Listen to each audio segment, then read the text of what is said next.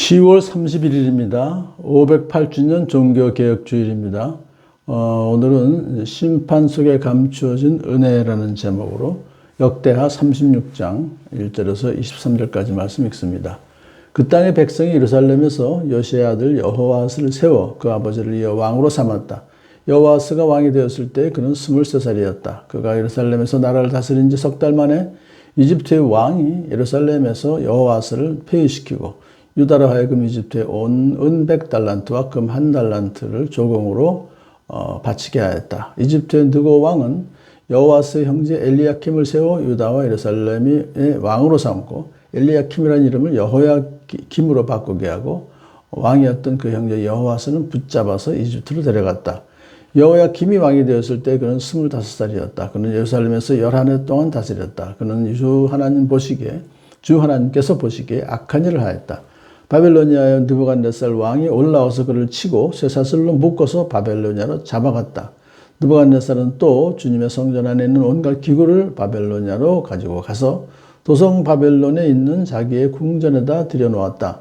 여호야김의 나머지 사적과 그가 저지른 모든 역겨운 일과 그가 저지른 악한 행위는 이스라엘과 유다 열왕기에 기록되어 있다.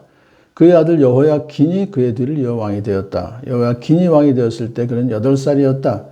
그는 예루살렘에서 석 달 열흘 동안 다스렸다. 그는 주님께서 보시기에 악한 일을 하였다. 그의 범에 느부갓네살 왕이 사람을 시켜서 여호야긴을 바벨로니아로 잡아가고 주님의 성전에 있는 값비싼 온갖 기구도 함께 가져갔으며 여호야긴의 삼촌 시드기야를 세워서 유다와 예루살렘의 왕으로 삼았다. 시드기야가 왕이 되었을 때 그는 21살이었다. 그는 예루살렘에서 11해 동안 다스렸다. 그는 주 하나님 보시기에 악한 일을 하였다. 그는 주님의 입에서 나오는 말씀을 선포하는 예레미야 예언자 앞에서 겸손하게 말씀을 받아들이지 않았다. 쭉 여호야긴의 악행을 기록한 후에 그들은 하나님의 특사를 조롱하고 하나님의 말씀을 무시하고 하나님의 예언자들을 비웃었다. 그러다가 마침내 자신의 백성을 향한 주님의 분노가 치솟으시니 백성을 바로잡을 길이 전혀 없었다. 하나님께서 바벨로니아의 왕을 불러다가 자기의 백성을 치게 하셨다. 그 왕은 또 하나님의 성전을 불사르고 예루살렘 성벽을 헐고 궁궐들을 다 불사르고 값진 그릇들을 다 부수어 버렸다.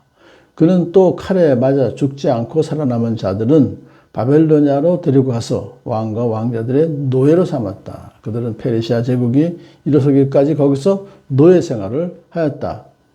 그리하여 주님께서 예레미야를 시켜서 땅이 70년 동안 황폐하게 되어 그동안 누리지 못한 안식을 다 누리게 될 것이다 하신 말씀이 이루어졌다. 페르시아의 고레스 왕이 왕위에 오른 첫 해에 주님께서는 예레미야를 시켜서 하신 말씀을 이루시려고 페르시아의 고레스 왕의 마음을 움직이셨다.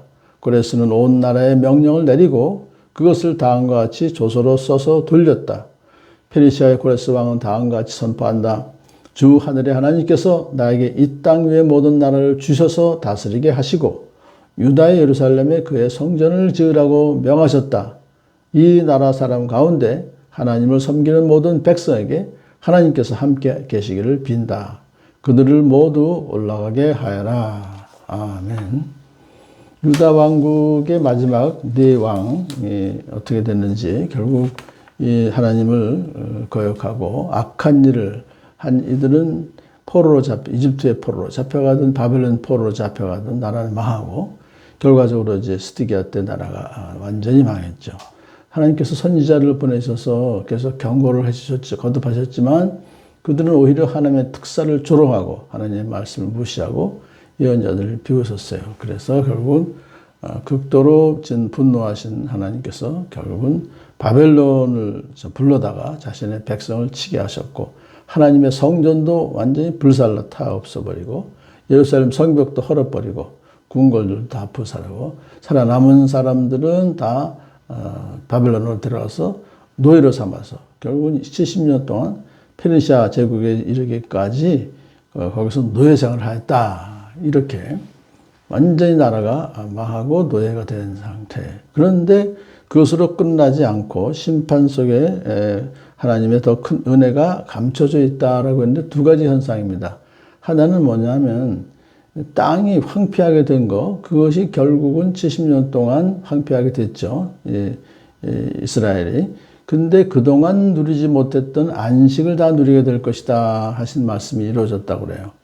이것이 레위기 26장 32절에 이미 모세를 통해서 예언하신 그런 내용입니다. 너희가 원수들의 나라로 잡혀가 있는 동안에 비로소 땅은 쉴 것이며 제 몫의 안식을 누릴 것이다.